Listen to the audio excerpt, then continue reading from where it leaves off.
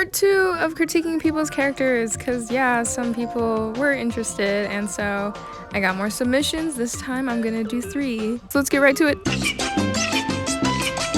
Jumping right in, we have a character by one of my friends, Monday Bear 21, and his name is Jeremy Makoa, yes, and it says he's a beach bum hermit crab and he's a male. First and probably most obvious reason why I think this design is really good is because he's a crab. Oh my god. I also like that you listed his occupation is a beach bum. Like, does he get paid for that? I need to know.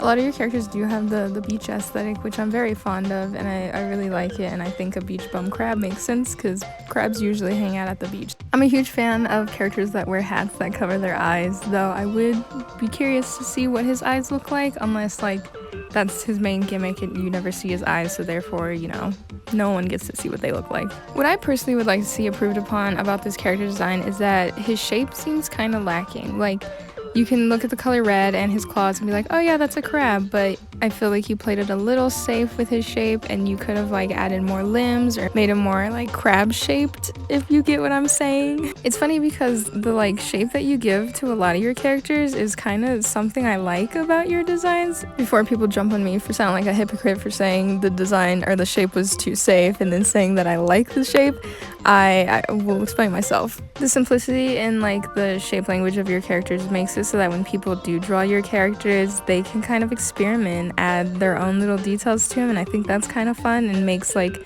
drawing your characters easy and maybe entertaining for some people, but maybe that's not what you're going for, and so I don't know, I would just kind of experiment with a little bit like different shapings of your characters, like giving them more unique silhouettes, because you do add little details that make their silhouettes unique, but the base in which you add these details onto is kind of the same throughout a majority of your characters. I think it's like, it's giving Mr. Potato Head, you know, you can put all these accessories onto the base, but in the end they all like are potatoes, you know. No hate, again, it can make it fun for other people to draw your characters and implement their own ideas, but if that's not what you're going for, I would suggest like just experimenting with more shape language. In conclusion, I love the species and the aesthetic this guy is going for. I would just like to see the design pushed a little further, add some more shapes, you know, uniqueness that makes him stand out amongst the cast. But overall, yeah, great character. I'm gonna give him a 7 out of 10. Oh, Kira, you have been a part of my life for so many years. Since like 2019, I think. That's wild. I've seen her change quite a bit over those years as well. Obviously, this is a character that belongs to another friend of mine who goes by Squink on the internet, and Kira's story right now is that she was in a fatal accident that actually caused her demise. She came back to life thanks to science and robotics, question mark, because she's like a half cyborg or something, or mostly cyborg, I think. And now she's out to look for whatever caused or whoever caused this accident. Not to sound like a broken record, but like I said, I have seen this character change a lot, and I think she mostly changes based on whatever my friend is into at the time.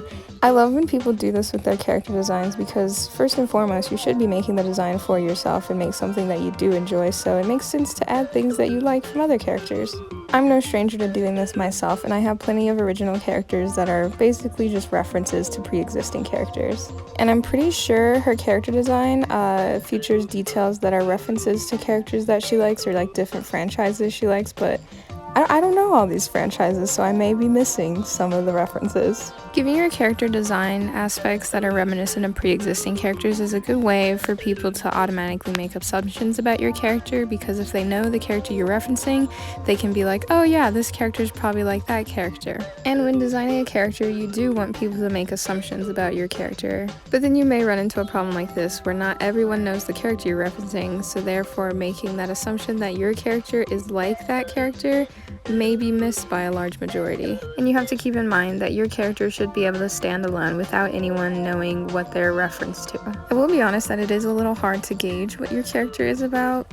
From the pictures you sent, you kind of have two different aesthetics kind of going on here. The one where she's in a trench coat, she looks very mysterious, a little cheeky. Maybe you shouldn't like approach her on the streets. And in the second image, she looks a bit more approachable, maybe still not too trustworthy because I can't see her eyes, and that always makes you like wary of the character. But this might be intentional because I know she's like a reporter and she's, you know, trying to solve a mystery. So maybe when she's out looking for clues and such, she wears the trench coat so nobody like bothers her and she doesn't look too approachable. And the other outfit where she's just wearing her blouse and her skirt or shorts, it's just her casual wear. I will be honest though, this outfit is confusing me. It's giving a bit like game show host. Like it's hard to get any information about like her social class, her occupation, or anything about her personality from this outfit, and I think that's kind of something that should be fixed unless you just like made it to be an outfit that you liked, because again, it's about making a character you like. But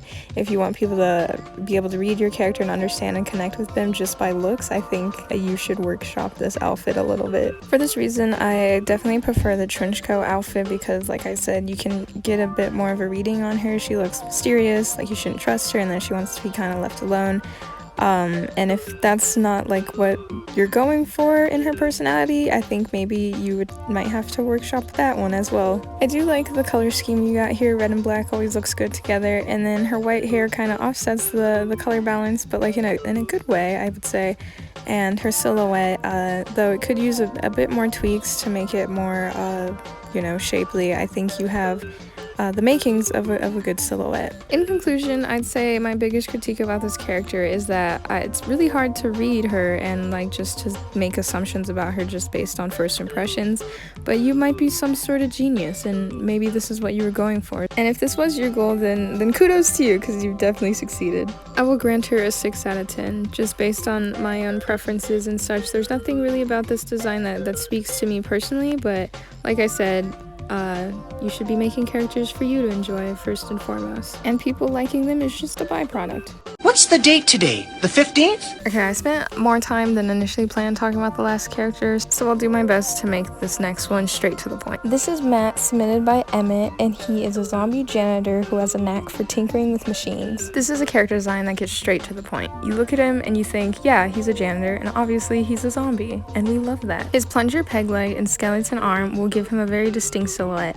and I do just want to give a moment to appreciate the plunger peg leg. I think that is such a cute little design detail, and it would be very fun to see him like walk around like a pirate. I'm trying to think of things about this design that I don't like, but I'm gonna be honest, I'm coming up short. I think he's a cutie patootie and his gimmick is very fun. Though I will say one thing that is kind of missing from this design is some sort of visual cue to let the viewer know that he tinkers with machines. Maybe give him like a utility belt with like a screwdriver in it or something, just to, you know, make that a bit more apparent. I recall you saying that he's very territorial of his janitor's closet, so maybe he keeps the keys on said utility belt. As much as I like his design as is, I think just giving him more little items or details that pay homage to his janitorial duties or his engineering hobby, I think he could definitely benefit from that. Aside from physical attributes, I think the design itself, personality-wise, is giving off the impression that he's kind of like not someone who's too talkative. Like he's not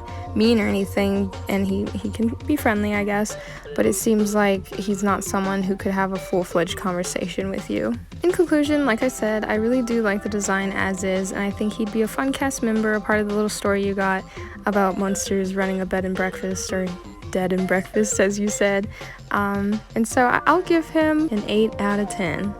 And those are all the characters I'm going to be critiquing for this round. I think I'm going to stick with doing 3 per video, so if you'd like to be featured in the next one, make sure to follow me on my Twitter or my Instagram, and keep your eyes out for when I'm making a submission post or something.